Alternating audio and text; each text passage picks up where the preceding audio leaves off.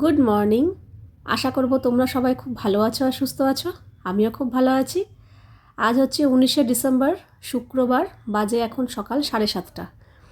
সকাল যেরকম শুরু হয় সেরকমই শুরু হয়েছে। এই জাস্ট বাসি কাজ সেরে এসে জামা কাপড় ছেড়ে হাত মুখ ধুয়ে চলে এসেছি এইখানে। এই কাজটা করব। এটা হচ্ছে শোকেসের এই ওপরটা। এখানে বেশিরভাগ ঠাকুরের জিনিসপত্রই থাকে, জামা কাপড়, এই সেই ধূপকাঠি, গঙ্গাজল, সর্ষের তেল, এইসব। তো আগের দিন করতে যাচ্ছিলাম, ভাবলাম না আজ এখন করতে গেলে দেরি হয়ে যাবে, প্লাস এই জায়গাটা একটু বেশি ধুলোও আছে, ওটা অন্য সময় করব। তাই জন্য ভাবলাম না, এখন যখন জামা কাপড় ছেড়েছি এখন তো আর ঠাকুর সিংহাসন ধরছি না, জাস্ট এই জায়গাটা পরিষ্কার করব। তো এই কাপড়টা পাতা ছিল, ওপরটা ধুলো পড়েছিল বেশ, আর যা যা জিনিসপত্র ছিল সবেতেই ধুলো পড়েছিল। প্লাস এই দেওয়ালটা যেটা মুছছি এখানেও পুরো ঝুল মতো ধুলো পড়েছিল। তো একটু ভেজা কাপড় দিয়ে ওপরটাও মুছবো, শোকেসের মাথাটা। আর এই কাপড়টা এই ভালো করে বাইরে থেকে ঝেড়ে এনে উল্টো করে আবার পাতলাম। এরপর যে উল্টো করে পাতলাম, এরপরে এবার চেঞ্জ করব। এখন আর চেঞ্জ করলাম না। যাই হোক, আর বাকি যে জিনিসপত্রগুলো ছিল সেগুলো একটু ভালো করে মুছে টুছে রাখছি। এটা হচ্ছে গঙ্গা জলের শিশি, মানে বোতল আর কি। গঙ্গা জল রয়েছে, একটা বড় বোতলে রয়েছে, আবার ছোট বোতলেও ঢেলে রেখেছি যাতে রেগুলার ইউজ করতে সুবিধা হয়। যাক, ওই জায়গাটা পরিষ্কার করে। খুব একটা ঠান্ডা আজকে নেই, মানে একদমই ঠান্ডা নেই বলতে গেলে। তো ওই সোয়েটার ফোয়েটার কিংবা ওই বড় মানে আমি যে নাইটি পরি উলের, ওগুলোও পরতে লাগছে না। আর এই যে তাতান এখানে পরতে বসেছে, তাতান যে ড্রেসটা পরেছে এইটা পরে আমি কদিন যখন প্রথম প্রথম হালকা ঠান্ডা ছিল, এইটা পরে আমি ছাদে যেতাম, যোগা করতাম। তো আমার একটা প্যান্টের দরকার ছিল, মানে উলেন প্যান্টের দরকার ছিল যার জন্য আমি এটা পরতাম।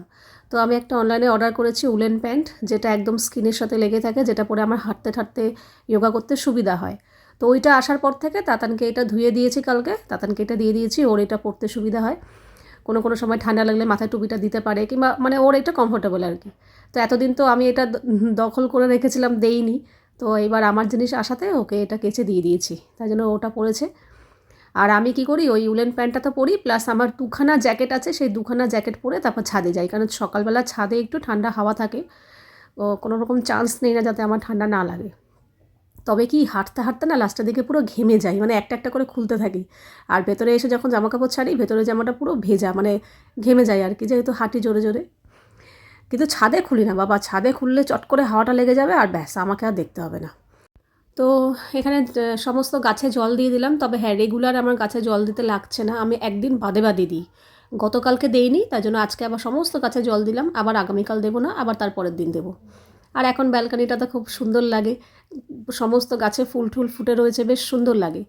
যাই হোক, তারপর চলে এসেছি ছাদে। জামা কাপড় কাচা হয়েই গেছিলো, সকাল সকালেই কাচতে দিয়ে দিই আর সকাল সকালেই মেলে দিই, কারণ সকালে না রোদের তেজটা বেশ ভালো থাকে।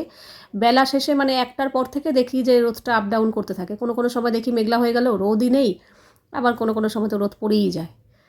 যাই হোক, ছাদ থেকে জামা কাপড় মেলে এসে এখন বাজে ওই 9টা কি 9:30 মতো। তো কী বানাবো সকালে জল খাবার ভাবতে ভাবতে না, ভাবলাম না বেশি সময় নষ্ট করা যাবে না, তাড়াতাড়ির মধ্যে কিছু একটা বানাই। তো এই চিড়ের পোলাওয়ের কথাই মাথায় ঢুকলো, মানে পোহা যেটা আর কি। তো আজকে আবার একটু কারি পাতা ফোড়ন দিয়েছি, কারণ ইন্দ্র এর আগের বার না একটা অনেকটা বেশ কারি পাতা এনেছিল, আমি ফ্রিজে রেখে দিয়েছি। কারি পাতাগুলো বেশ ফ্রেশ আছে, একদম সবুজ আছে, অনেক দিন হয়ে গেল তাও এখনও ভালো আছে। তো একটু কারি পাতা ফোড়ন দিয়ে, আর এখানে একটু গাজর টাজর দিয়েছি আর কি, ইচ্ছা করেই গাজরটা দিয়েছি। প্রতিদিন সকালে জলখাবারে আমি একটু গাজরটা রাখার ইচ্ছা করেই চেষ্টা করি, যাতে সবজিটা খাওয়া হয়। তো ওখানে চিড়ের পোলাও করে গরম গরম খাওয়া হয়ে গেল। খেয়ে দিয়ে এখানে গাছে দেওয়ার জলের বোতলগুলো সব ফাঁকা হয়ে গেছিলো আজকে। তো এই সব জলের বোতলগুলো ভরে এখানে আবার রেখে দিলাম। তো এবার হচ্ছে, এটা হচ্ছে আমাদের ইন্দ্রবাবুর জলখাবার, কারণ আজকে উনি সকালে উঠতে দেরি করেছে, বেলা করে বেরোবে, মানে এই খেয়ে দিয়েই বেরিয়ে যাবে আর কি। তো আগের দুটো রুটি ছিল, আর এখানে একটু খেজুর, ডিম সেদ্ধ, কলা, আর অনেক দিন বাদে ওর ইচ্ছা হয়েছে মৌসুমির জুস খাবে। ও আমাদের ইন্দ্র কিন্তু ফল ঠল একদমই খেতে পছন্দ করে না, মানে ওই এখন তবু একটু সবেদা কলা ঢলা খায়, কিন্তু আগে একদমই ফল খেত না। মানে যাই খাবে একটু জুস করে দেবে তবে খাবে, ওই মেয়েটাও হয়েছে ওরকম টাইপের আর কি। তো ওই অনেকদিন বাদে ওর ইচ্ছা হয়েছে একটু মৌসুমির জুস খাবে, তো ঠিক আছে খাও। তো ওই 1 গ্লাস ভরে মৌসুমির জুস খেলো, এই খেয়ে দিয়ে কিন্তু ও বেরিয়ে গেছে। তারপর আমিও সমস্ত কাজকর্ম সেরে এই স্নান করে ঘরে ঢুকলাম, এবার যাব পুজো দেবো। ভাত অলরেডি হয়ে গেছে, আর স্নান করে রান্নাঘরে ঢুকেই এই খেসারির শাকটা আগে ভালো করে ধুয়ে কুচিয়ে নিলাম। কালকে যেটা ঘন্টার পর ঘন্টা ধরে বেঁচেছিলাম, এই যে এই শাক বেরিয়েছে, রান্না করার পর আরও কমে যাবে।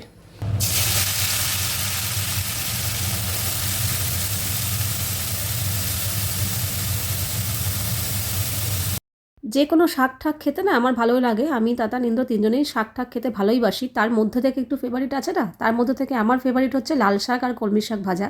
কিন্তু ইন্দ্রর হচ্ছে এই খেসারির শাকটা, শীতকালে এই খেসারির শাকটা এরকম গোবিন্দভোগ চাল বাটা দিয়ে খায়, ওর খুব পছন্দ। খেতে বসবে, ওর খাবার মতো ব্যবস্থা হয়ে গেছে। এই যে আজকে খেসারির শাকের পরিমাণটা একটু বেশি হয়েছে, আমি আজকে একটু বেশি করে খেতে পারবো। খেসারির শাক আর কালকের কপি ডাঁটার চচ্চড়ি অনেকটা ছিল, এটা গরম করলাম। ডালও তো রয়েছে, এটাও গরম করলাম।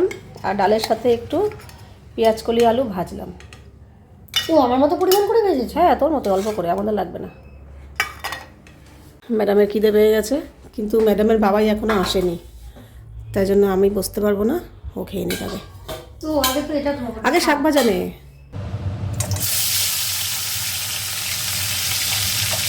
আর আমাদের এখানে আছে মাছ ভাজা, আর কালকের একটু ট্যাংরা মাছও রয়েছে।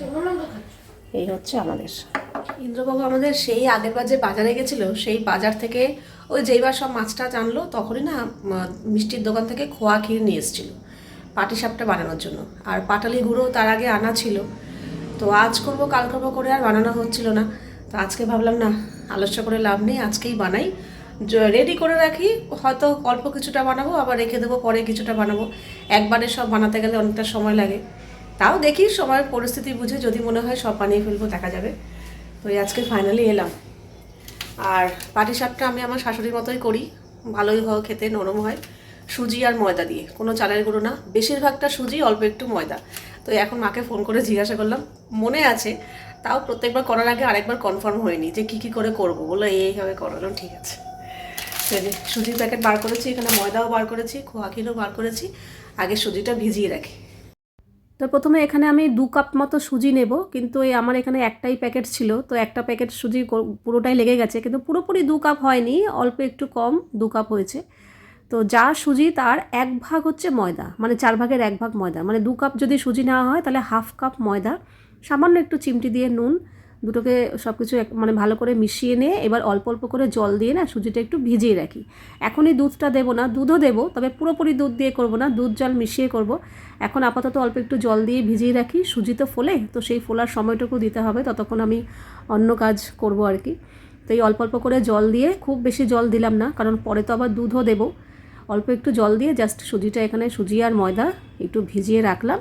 এবার যেটা করব, এই যে এরকম 2টো চাকতি গুড় এনেছিল, একটা খাওয়া হয়ে গেছে, পায়েস করেছিলাম একদিন, তারপর শুধু শুধু একটু খাওয়া হয়েছে। আর এই এখন একটুখানি ভাঙছি, ভেঙে এই পাটিসাপটার এই যে ব্যাটারটা রেডি করেছি এর মধ্যে একটু গুড় মেশাবো, আর ক্ষীর যখন রেডি করব তার মধ্যেও একটু গুড় মেশাবো। তো এই গুড়ের মধ্যে অল্প একটু দুধ দিয়ে একটু নাড়াচাড়া করলে, গুড় তো এমনিই গলে যাবে এক্ষুনি, তারপর চামচের পেছনটা দিয়ে একটু করেছি, ব্যাস সুন্দরভাবে গুড় দেখো পুরো গলে গেছে। তো এখানে দুধ আর গুড়টা যে মিশালাম, এইটা এবার ওই ব্যাটারের মধ্যে দিয়ে দেবো, কারণ ব্যাটার অলরেডি অনেকটা ঘন হয়ে গেছে, কারণ বেশি জল দিয়ে গুলিনি তো, অল্প একটু জল দিয়ে জাস্ট সুজিটা একটু ভিজিয়ে রেখেছিলাম, তো পুরো ঘন হয়ে গেছে। এইবার এই গুড় ভেজানো দুধটা দিয়ে দিলাম, বাকিটাও দিয়ে দেবো। প্রথমে দিচ্ছিলাম না, ভাবলাম না যদি বেশি পাতলা হয়ে যায় দেখি আগে অল্প দিয়ে, তারপর দেখলাম না আরও লাগবে। তো এটাও আমি পুরো মেখে রেখে ঘন্টাখানেক ভিজিয়ে রাখবো, যত ভেজাবো তত সুজি ফুলবে, ভালো হবে। তো ওটা ভিজিয়ে রেখে দিলাম। এবার এই গুড়টা আমি রেডি করছি, হচ্ছে ক্ষীর বানাবো। ক্ষীর বলতে দোকান থেকে ইন্দ্র খোয়া ক্ষীর কিনে নিয়ে এসেছিলো এর আগের বার, এই যে এরকম খোয়া ক্ষীর, বাড়িতে আর ক্ষীর বানালাম না, তো খোয়া ক্ষীর কিনে নিয়ে এসছে। এবার খোয়া ক্ষীরের সাথে যতটুকু পরিমাণ লাগে গুড় ভালো করে হাত দিয়েই এখানে মেখে নেব, মেখে তারপরে আমি একটা প্যানের মধ্যে দিয়ে ক্ষীরটা রেডি করব। তবে একবার আমি বানিয়েছিলাম নিজে বাড়িতে ক্ষীর করে, মানে দুধ জাল দিয়ে ক্ষীর করে, ওটাও কিন্তু ভালো হয়েছিল, কিন্তু আসলে ওটা একটু সময় লাগে, দুধটা জাল দেবো, ঘন হবে, ওটা সময় লাগে, কিনে আনলে একটু তাড়াতাড়ি হয়ে যায়। তো এখানে একটা ফ্রাইং প্যান, মানে ফ্রাইং প্যান বলতে এরকম ননস্টিকের প্যান বসালাম, কারণ এই সব জিনিস এই প্যানে করলেই ভালো হয়, নাহলে না কড়াইতেই অর্ধেক খেয়ে যায়, লেগে যায়। তো এই জন্য এই প্যানটাই বার করলাম। এবার এর মধ্যে ক্ষীর আর গুড়টা যে মিশিয়ে রেখেছিলাম, গ্যাসের ফ্লেমটা মিডিয়ামে আছে, এরকম নাড়াচাড়া করব। দেখো একদম পাতলা হয়ে গেল, যেহেতু ক্ষীর গুড় দুটোই গলেছে আর কি। তো এরকম এবার জাল দিতে দিতে মোটামুটি একটু ঘন হয়ে যাবে, এই দেখো এরকম ব্যাপারটা চলে আসবে যখন, কড়াই থেকে ছেড়ে দিচ্ছে আর এরকম সুন্দর একটু ঘন হয়ে এসছে।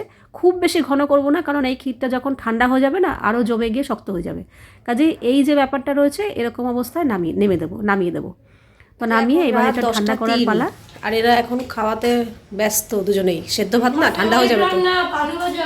ও হ্যাঁ, ও শুধু আলু ভাজা দিয়ে ভাত খাচ্ছে, আর এই আলু সেদ্ধ দিয়ে ভাত মেখে আলু ভাজা দিয়ে।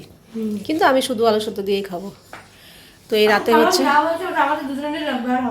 হবে নাকি, আমি তো বললামই আমি খাবো না, তোদের দুজনের জন্যই ভাজ। তো এই হচ্ছে আজকে আমাদের শীতের রাতে ডিনার। বাজে এখন রাত 11টা। ওরা খেয়ে দিয়ে যে যার মতো শুয়ে পড়েছে। ইন্দ্র জানেও না যে আমি এটা করছি, ও জানলে আমাকে বাধা দিত। তাতান জানে, ও অতটা করেনি। যাক আমি বললাম না এখন না একটু দেখি করি, আজকেই গুললাম। ইন্দ্র বলছিল রেখে দাও, আজকে আর করতে হবে না। বললাম একটা জিনিস মনে মনে ভাবছি, একটা জিনিস রেডি করলাম অথচ একটাও করব না, ঠিক আছে কয়েকটা করে দেখি না।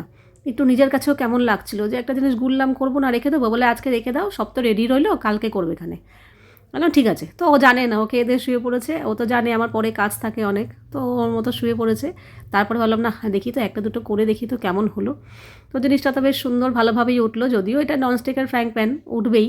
তবুও মানে আমি যেরকম চেয়েছিলাম মনের মতো সেরকমই, কোনো রকম গণ্ডগোল হয়নি, কিচ্ছু হয়নি। ক্ষীরটাও সুন্দর জমে গেছে, আর সুজিটাও অনেকক্ষণ ভিজতে পেরেছে যেহেতু রাত্রে করছি।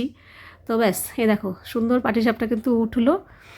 আর একটা দুটো ভেবেছিলাম করব, কিন্তু করতে করতে নেশা লেগে গেছে, সবগুলোই করে ফেলেছি। মানে যতটা ব্যাটার গুলেছি পুরোটাই করেছি। তবে হ্যাঁ, ক্ষীর কিন্তু বেঁচে গেছে, ভালোই হয়েছে, ক্ষীরটা বেঁচে গেছে, অনেকটাই ক্ষীর বেঁচে গেছে। তো আরেক দিন এরকম ব্যাটার গুলে আরেক দিনও আমার হয়ে যাবে। তো এখানে বেশ অনেকটাই হয়েছে, তো সবার জন্য আলাদা আলাদা করে বেড়ে রেখেছি। মানে নিচে দেবো, তারপর কালকে পূজাকেও দেবো, তারপর ইন্দ্রকেও দেবো, মানে মোটামুটি বেড়ে রেখেছি সবার জন্য আলাদা আলাদা করেই। তো সবাইকে দিয়ে থুয়ে আমি লাস্টে আমার একটা খেয়েছি। আর তাতান ওরকম ভাজা দেখে বলে কি কই দাও দেখি। আমি বললাম পিঠে সবসময় ঠান্ডা ভালো লাগে, বলে কি না দেখি না, আমি একটু গরম গরম। তো আমি না ওকে বাধা দেইনি, কারণ ও মিষ্টি জিনিস এমনিই পছন্দ করে না। তার মধ্যে এখন যদি বলি যে না খাস না, হয়তো ওর কপালে জুটবেই না, মানে ও হয়তো আর খাবেই না, ও মুডে খায় সব সময়। তো বললাম ঠিক আছে খা দেখ। তো পুরোটা খেতে পারিনি, 3 ভাগের মতো খেয়েছে, 1 ভাগ আবার আমাকে দিয়ে দিয়েছে, আমি খেয়ে নিয়েছি। তো এই হচ্ছে ব্যাপার। এর পরের বার যখন গুলবো, মানে এখন যে পাটিসাপটা করলাম এবার তো সবাইকে দিয়েছি, এর পরের বার যখন করব তখন ঘরের জন্য রাখবো বেশি করে। যাই হোক একটুখানি আমি মুখে দিলাম, তাতান পুরোটা খেতে পারেনি বলে। আমার তো বেশ ঠিকঠাকই লাগলো। আমি ওদিকে পাটিসাপটা সমস্ত হয়ে গেছে, জায়গা টায়গা সব পরিষ্কার পরিচ্ছন্ন করে, তারপর আলুগুলো সেই কালকে এনেছে, আলুগুলোও ঢালা ছিল না, এই এখন আলুগুলো ঢাললাম। 2 দিন ধরে প্যাকেটে প্যাকেটেই ঘুরছে। তো যাই এখন ফাইনালি কমপ্লিট, যে যার মতো শুয়ে ঘুমিয়েও পড়েছে অনেকক্ষণ আগে। আর আমি এখন বসলাম তোমাদের সাথে কিছু জিনিস শেয়ার করতে। তো শপিং করেছি আর তোমাদের সাথে শেয়ার করবো না, এটা হতে পারে? এই যে বেশ কিছু জিনিস নিয়ে বসেছি। প্রথমে দেখাই, এটা হচ্ছে শীতের একটা খুব দারুণ জিনিস। এটা আমি গত মাসেও ইউজ করেছি, খুব ভালো, আমি তো খুব ভালো রেজাল্ট পেয়েছি। তোমরা কিন্তু ইউজ করতে পারো। এটা হচ্ছে স্কিনটিকের এই বডি বাটার। এটা সারাদিনে একবার মাখলে না সারাদিনে আর হাত পা ড্রাই হবে না। আমি হাতে পায়ে ইউজ করি এটা, আমি কিন্তু খুব ভালো রেজাল্ট পেয়েছি। এই যে স্কিনটিকের এই বডি বাটার, বেশি লাগে না, অল্পতেই হয়ে যায়। শীতে দেখবে যে কোনো সাবান ইউজ করা যায় না, স্কিন খুব ড্রাই হয়ে যায়। তো তার জন্য পিয়ার্স বেটার। প্রত্যেক শীতেই কিন্তু আমি পিয়ার্স সাবানটা ইউজ করি। তো তাই জন্য পুরো শীতটাই যেহেতু পড়ে রয়েছে, সবে শুরু, তাই জন্য পিয়ার্সের একদম এই কম্বো সেট নিয়ে এসেছি। এখানে 4টে আছে, আমাদের পুরো শীত আরামসে চলে যাবে। ঠিক আছে, খুব ভালো পিয়ার্স সাবানটা। গ্লিসারিন অ্যাড আছে, যার জন্য স্কিন একদমই ড্রাই হয় না, খুব ভালো এই সাবানটা। আচ্ছা, আরেকটা জিনিস এনেছি তাতানের জন্য, ওরই পছন্দ হয়েছে, ওর পছন্দ মতোই। এই একটা, এটা কি বলবো, জ্যাকেট বলবো না কি বলবো জানি না, এরকম স্টাইলের, এই যে এরকম স্টাইলের, পুরো গলা অবধি, হাতাটা ব্যাগিস হাতা, মানে একটু ঢিলা ঢালা আর কি। ও এরকম পছন্দ করে, এরকম ঢিলা ঢালা থাকবে। এই যে খুব সফট, মানে শীতে পরে বেশ আরাম লাগবে আর গরমও লাগবে, মানে শীত মানবে আর কি। আমাদের ওয়েস্ট বেঙ্গলে যা শীত পড়ে সুন্দর অ্যাডজাস্ট হয়ে যাবে। এই যে নিচে ইলাস্টিক আছে, ঠিক আছে। এই যে এটা ওর পছন্দ মতো আনা হয়েছে, এটা ধরেছি তোমার জন্য, ধরেই বসে থাকি, এত আরাম লাগছে ধরে। আচ্ছা, আরেকটা জিনিস এনেছি আমার জন্য, এই একটা ব্যাগ এনেছি। ব্যাগটা আমার ভীষণ পছন্দ হয়েছে। ব্যাগের কালারটা তো খুবই সুন্দর, ডিজাইনটাও সুন্দর, স্টাইলটাও সুন্দর। সব থেকে বেশি ভালো লেগেছে যেটা, আমি তো এরকম ধরনের ব্যাগ ইউজ করেছি কিন্তু সবসময় ফিতেটা সরু থাকে, এটার এই ফিতেটা কিন্তু চওড়া ফিতে। আমি এই প্রথম এরকম চওড়া ফিতের ব্যাগ আনলাম। এই যে ঠিক আছে, এরকম সাইডে থাকবে। এই যে, কেমন হয়েছে বলো? আমার এই ব্যাগটা দেখে তাতান বলছে আমারও খুব পছন্দ হয়েছে, ব্যাগটা আমাকে দেবে। হচ্ছে ঠিক আছে, তুইও নিবি আমিও নেবো, দুজনে মিলে। ঠিক আছে, তো স্পেস যেরকম থাকে, যেরকম মাঝখানে একটা চেন আছে, দুপাশে ফাঁকা আছে। স্টাইলটা খুব সুন্দর। এই একটা ব্যাগ নিলে দারুণ স্টাইলিশ লাগবে। ভালো করে দেখিয়ে দিই। এই যে, এই হচ্ছে ফিতে, ছোটো বড়ো অ্যাডজাস্ট করা যাবে। আমার তো ভীষণ পছন্দ হয়েছে ব্যাগটা। এই একটা জিনিস, এটা কালারটা দেখেই আমি এই হার কালারের সেটটা এনেছি, কারণ এই কালারের আমার একটা শাড়ি আছে। বললাম না, শাড়ির সাথে ম্যাচিং হয়ে যাবে। তো আনার পর আমি শাড়ির পাশে রেখে দেখেছি, খুব সুন্দর ম্যাচ হয়ে গেছে। এই যে হার, কানের টিকলিও আছে। তো টিকলিটা আমার দরকার নেই, আর তাতান এখন বড় হচ্ছে, তাতানও ব্যবহার করতে পারবে, সেটা ভেবেই এনে এনে রাখলাম। ঠিক আছে, কালারটা কি মিষ্টি না? আমার শাড়ির কালারের সাথে একদম ম্যাচিং। এই যে, ভালো করে দেখো, ওপরেরটা টিকলি, মাঝখানে একটা হার, দুপাশে কানের সাথে মাঝখানে লকেটটা ম্যাচিং আছে। সুন্দর না সেটটা? এই ছিল আজকের আমার শপিং। তো শপিংগুলো তোমাদের কেমন লাগলো বলো। আমার তো এটা ভীষণ ভালো লাগছে ধরতে। যাই হোক, তো প্রত্যেকটা জিনিস কিন্তু আমি এনেছি অ্যামাজন থেকে, কারণ অ্যামাজনে কিন্তু অলরেডি স্টার্ট হয়ে গেছে, মানে 18 তারিখ থেকে স্টার্ট হয়ে গেছে, 23 তারিখ পর্যন্ত থাকবে অ্যামাজন সার্ভ সেল, যেখানে কিন্তু তোমরা পেয়ে যাবে minimum 60% of plus extra 5% of on the latest. আজকে দেরি করো না, আমি কিন্তু প্রত্যেকটা প্রোডাক্টসের লিঙ্ক ডিসক্রিপশন বক্সে দিয়ে দেবো, তোমরা কিন্তু চাইলে চেক করতে পারো।